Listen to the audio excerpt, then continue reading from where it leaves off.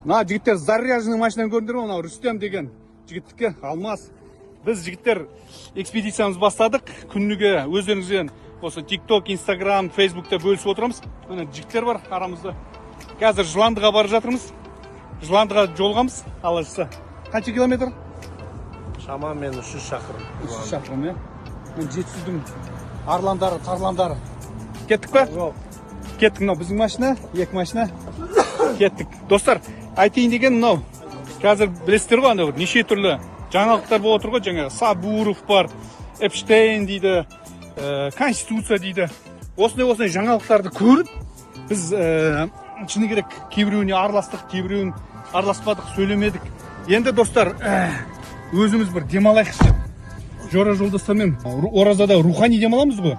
Ал енді бұл сапарымыз тән демалысына арналады. Және де өздеріңізге өзіміздің Жетісу, Шығыс Қазақстан облыстарын жақсылап тұрып көрсетіп, мынау жазда білесіздер, неге барып едік қой біз Бетпақдалаға, сөйтіп өздеріңізге экспедиция деп көрсеткен болатынбыз.